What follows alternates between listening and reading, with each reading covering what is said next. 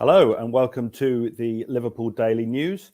My name's Andrew Beasley. I'm joined by Dave Comerford, and we're here to talk about the fact that Liverpool have secured their place in the knockout stage of the Champions League with an excellent 3-0 win against Ajax yesterday. Now, I call it an excellent win. Obviously, it is. But I think it's fair to say, Dave, Liverpool didn't actually play all that well, particularly in the first half until they opened the scoring. Yeah, the first 35, 40 minutes of the game, I thought Liverpool were pretty awful, to be honest. Not so much the actual chances that Ajax had. I thought there was an element of fortune in there, with the ball breaking their way, a foul for the second one that wasn't given. But more so just in general play, the quality of football that Ajax were playing was far higher than what Liverpool could produce. And it was concerning. And I was thinking to myself, sitting there, that it was only in a matter of time before Ajax actually opened the scoring. But thankfully, we were able to kind of ruthlessly pounce on the mistake that they made for the Henderson pass to Salah.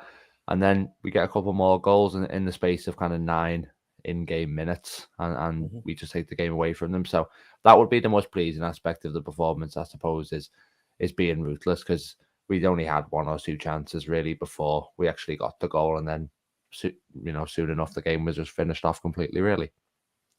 Yeah, it was a shaky start, as you say. I mean, obviously Ajax hit the post in, I think it was the 3rd minute, certainly very early on. And you just sort of saw the headlines, Liverpool conceding first yet again, if that had gone in. But they sort of weathered that storm and got through it okay. I mean, with regards to the goals, they were all great goals in different ways. I mean, we've got a comment from Jim A. Well done. Hendo assist was chef's kiss, and I think it was.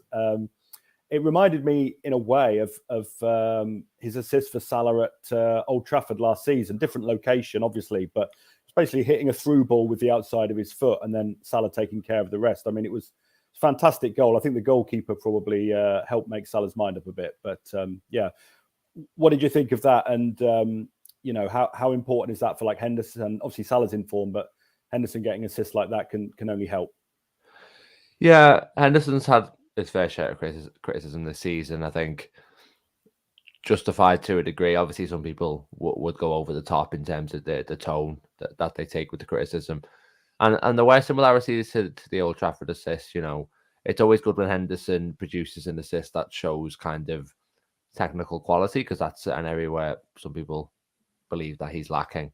Mm-hmm. So it was a really nice piece of play from him, and sort of credit where it's due, I suppose. I think since Liverpool moved away from the 4-3-3, I think he's been marginally better. I don't think he's been the player that, we saw the season we won the league, for example, but I think he has improved a bit since then. So that was really good. And obviously, Salah with just a kind of calm finish, capitalising on the goalkeeper's sort of rash decision, kind of ice in the veins moment there. And then, yeah, like you say, great goals from Nunez, obviously compensating for the dreadful miss in the first half. With an absolutely brilliant header, perfect placement, really, kind of one of those unsavable locations in the goal. And the Elliott finish as well is one of the sorts of most emphatic I've seen all season. Made all the more impressive, I suppose, by the fact that it was on his weaker foot. Yeah, it was interesting with that Elliott goal, because I think in commentary, the commentator sort of didn't really realise that it had gone in, because perhaps he wasn't expecting it to. I mean, and perhaps understandably so. But just going back slightly to sort of Darwin Nunez, I mean, obviously it was the sort of thing that we've sort of seen from him a bit already. He missed a very good chance, hit the post, probably wasn't expecting the pass, but even so, you would still expect him to score there. And then obviously from the corner, he's taken a header, which is a very low quality sort of chance, and put it right in the corner of the goal. Fantastic header.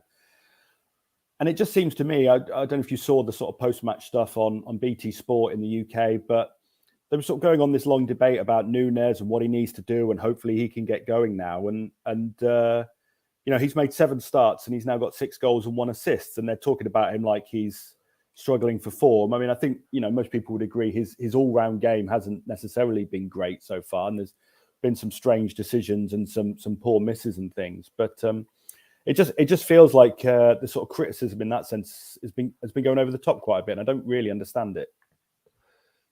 So obviously, a lot of people have been talking about the comparison with Gabriel Jesus. I think he's now scored more goals than Jesus, who's sort of widely regarded as one of the best signings from last summer. And a lot of the time, I don't engage in kind of Twitter comparisons. Obviously, we always see these things about Trent and Reece James, for example, and I'm just kind of like that kind of bores me. I think this one with Nunez and Jesus is actually interesting in a way, though, because it shows how perceptions are kind of formed of a player.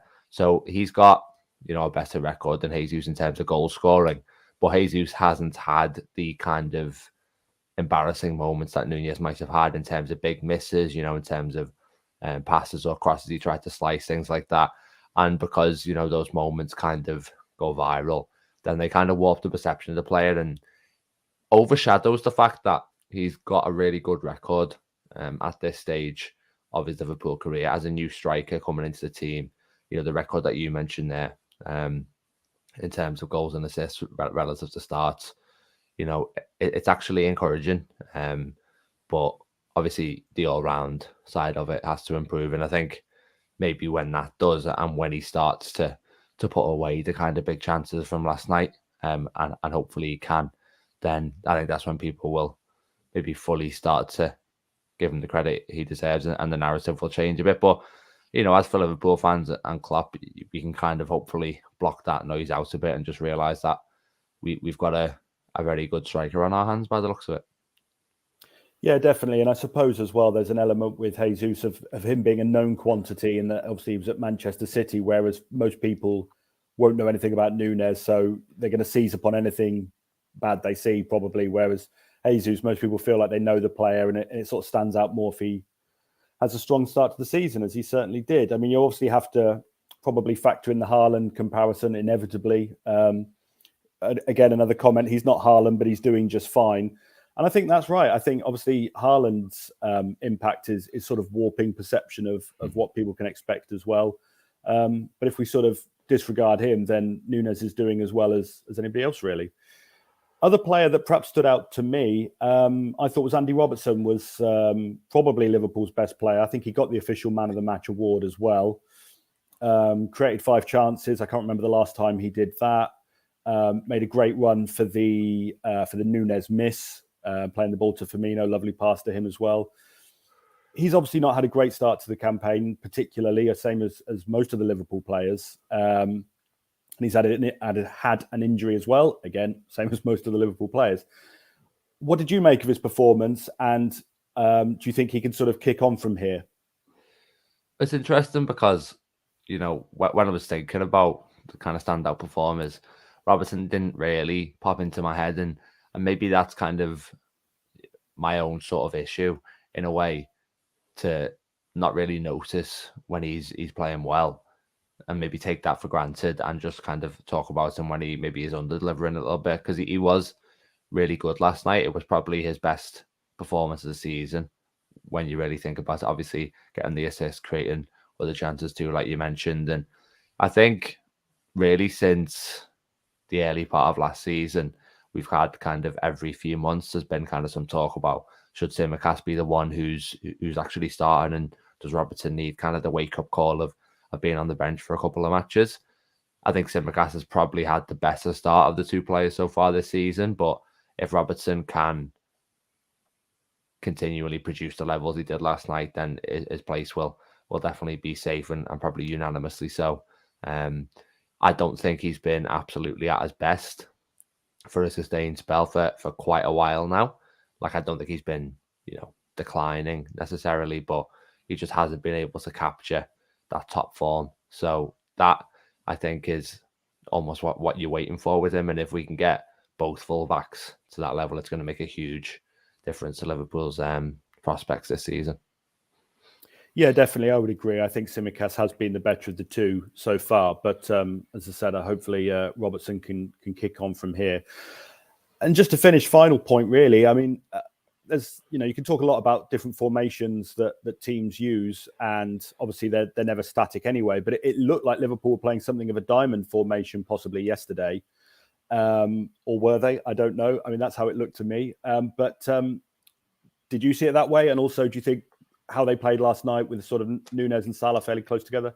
Is that how they should play going forward? Well, it's interesting that you mentioned that, because one of the pieces I'm planning to write today is actually about the formation and how we can't get too sort of wrapped up in giving it a single label, because in game it's very fluid, and that's by design from the managers, and maybe you're restricting yourself too much to think of it in one way, because you've got a lot of movement, like Nunez playing very wide on the left and then coming central, and what that does for Firmino and Salah. So it is hard to pin down, but I like the idea of Salah and Nunez playing together in a front two. I'd like to see that a bit more often, potentially. It's very rare that we see Liverpool playing without kind of the width, and you don't really have that in a diamond. Obviously, it's an inherently narrow formation, but the way it actually looked yesterday, we still had players, Elliott and Nunez probably more so, drifting wide, and obviously the fullbacks can help in that department too. I think especially Robertson, because Trent maybe likes to underlap a little bit more than he does. So if you can find that kind of balance where you've got that sort of central threat, but also you're not restricting yourself too much, and you have the options to stretch the opposition out, then I think it could be a promising one. And I'm just pleased mostly, and I think it's important to stress this, that a few weeks back, I think we were all kind of doubting whether Klopp was even going to experiment, whether he was going to just stick with this tried and tested 4-3-3, even though it seemed to be kind of faltering. I'm pleased to see that he's not only obviously gone to the 4-4-2, but he's now seen that the 4-4-2 has kind of delivered probably mixed results overall, and maybe adjusted the system again a little bit, partly because of injury, but sometimes those are the kind of things that can help you hit on a new formula. So yeah, interesting one, and definitely some promising signs, I'd say, to take forward. Yeah, definitely. I think it's good to be flexible. I think everyone knew Liverpool were going to play 4-3-3 for sort of years at a time. So it is good to shake things up a little bit. We'll obviously have to see what they do against Leeds in the next game on Saturday evening. But that will do us for today. Thanks for joining me, Dave. And Dave and I and the various other guys at Liverpool.com will be analysing last night's game and preparing for Leeds. There'll be lots of articles to look out for over the next couple of days. Thanks for joining us.